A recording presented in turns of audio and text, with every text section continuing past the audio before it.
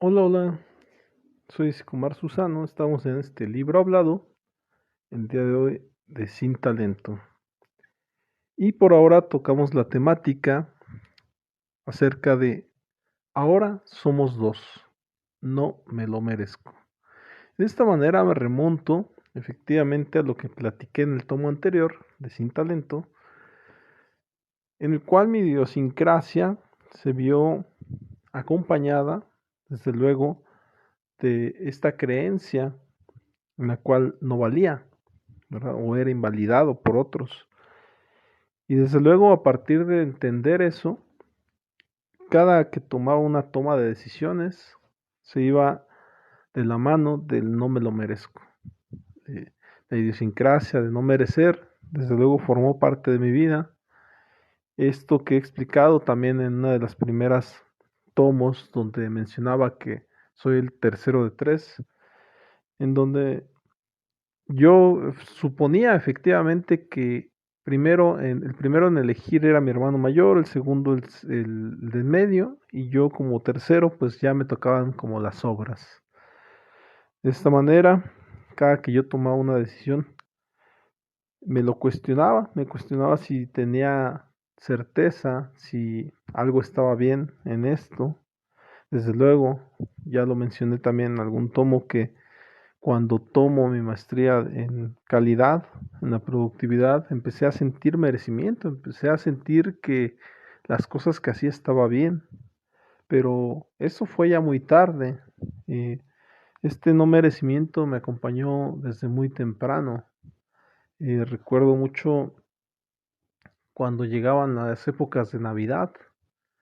Yo creía en esta creencia irrelevante, irracional, pensaba que no me iba a llegar regalo. Pensaba que en esa casa de los abuelos y abajo de ese árbol no iba a estar mi regalo. Y supongo que alguna vez ocurrió. Lo que pasa es que eran muy atentos mis tías y mandaron a comprar algunos regalos extras. Pero esta creencia, desde luego, de no merecimiento, me acompañaba todo el tiempo. Luego tuve una competencia muy fuerte a la edad por ahí de 10 años, de 10 a 11 años, con un primo que era un año mayor que yo. Las comparaciones iban mucho a si sabía hablar inglés, si sabía matemáticas, que me ponían a competir en el ajedrez. Y recuerdo mucho que ellos esperaban, mis primos esperaban que yo perdiera. ¿Por qué? Porque me consideraban el, el chiqueado, me consideraban que mi mamá me protegía mucho. Y también recuerdo sus caras de decepción cuando preguntaron los números en inglés y yo llegué hasta el 50, hasta el 60, y eso porque me detuvieron.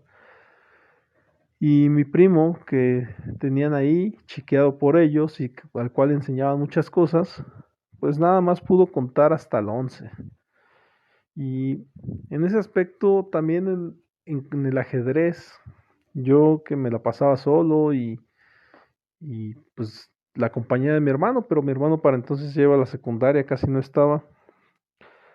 Entonces pensaban que yo iba a perder en el ajedrez, nos ponían a jugar muy seguido y siempre, de los siempre, perdía a mi primo. Entonces, y aún así yo no sentía que me lo mereciera, sentía como que el entorno, mis primos pensaban que yo tenía que perder y que no me merecía ganar. De hecho, cuando ganaba o cuando sabía más, yo en ningún momento me sentía aprobado o no me sentía como que el líder ni nada. El liderazgo llegó después, pero en ese momento me sentía raro, me sentía que había cometido un error, porque lógicamente ellos pretendían ver ganar a mi primo.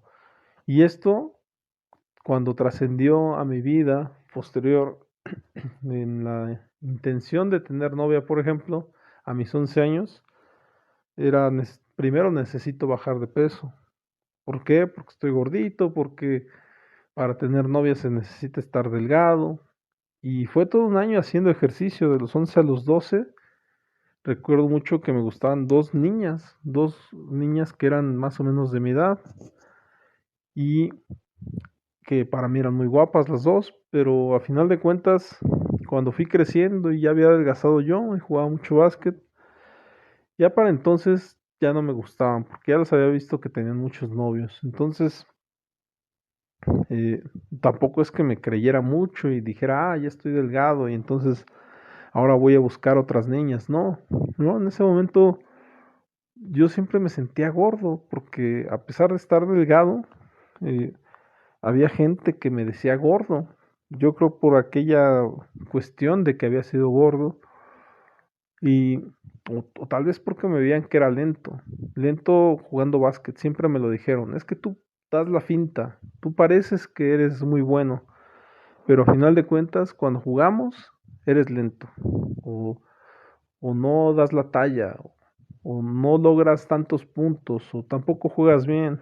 Esas eran las frases que en cuanto a mí me tocaban y, y en ningún momento creía yo que lo podía hacer. De hecho, cuando brincaba, nada menos, todos mis amigos o la mayoría brincaban mucho y yo era el único que no brincaba ni una tortilla, como dicen por ahí, porque no sentía que mereciera brincar mucho. Era una creencia tonta si ustedes lo quieren ver, pero a final de cuentas era mía.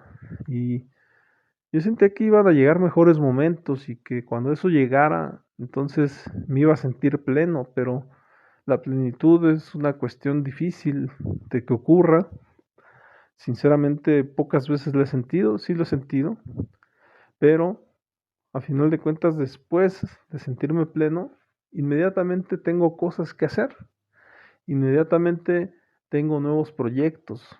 Entonces la plenitud para mí es efímera.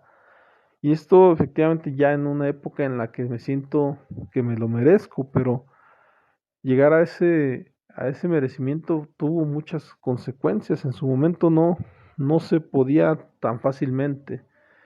Y el no merecimiento también me acompañó, lo recuerdo mucho en la preparatoria, ¿no? En donde efectivamente cada logro que yo tenía y cada materia que yo pasaba estaba criticada por mis papás, en donde decían que efectivamente mi hermano me hacía las tareas, cuando pues era difícil que eso ocurriera. En alguna ocasión seguramente me ayudó o seguramente me asesoró, pero más allá de eso no podía hacerme mis tareas o todas mis tareas, porque a final de cuentas el que presentaba la cara era yo, y pero la crítica era dura, era difícil. Entonces, si yo hacía algo, pues ellos decían, no, pues es que te ayudó tu hermano. Esto dio pie a que posteriormente dejara esa prepa y hiciera la prepa abierta porque yo quería demostrar que yo podía solo. Ya para entonces no estaba con mi hermano ya vivía en otro lado. Y cuando terminé, sí fui y les dije a mis papás, ya terminé la preparatoria y no está mi hermano. Lo que quiere decir que lo hice solo. Desde luego esto seguramente fue un cierre de merecimientos en donde les di a entender que yo sí podía solo. Para entonces hacía muchas cosas ya de adulto, me inscribí solo a la universidad, hice trámite solo. Eso sí, me acompañaron, me acuerdo mucho a algunas cosas, mis papás, pero a final de cuentas la mayoría de cosas ya las había hecho solo. Eh, este no merecimiento, eh, desde luego se vuelve idiosincrático. ¿Qué es idiosincrasia? Pues que se vuelve parte de tu vida.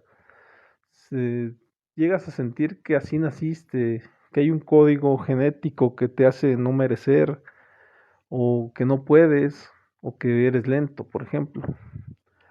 Pero, ¿por qué digo que ahora somos dos? Porque me acompañaba en todo momento, porque yo no tomaba decisiones sin pensar antes y preguntarle al merecimiento, y el merecimiento generalmente me decía, no, mejor no lo hagas. Y es una carga difícil, es como si fuéramos dos personas, pero ese tema lo tocaré más adelante. Por ahora me despido, les agradezco su tiempo de haberme escuchado, les recuerdo que Sin Talento está en la plataforma de YouTube en Psicomar Susano. Desde luego aquí son los en vivos en TikTok y las repeticiones allá. Sin Talento todavía no sale, desde luego, pero ustedes pueden ver por ahora y para qué sirve la psicología, que está ahí en YouTube Psicomar Susano y pueden ver también el Sin Celular. Así es que estén atentos a los nuevos libros. Nos vemos en la siguiente. Que tengan bonita noche. Hasta luego.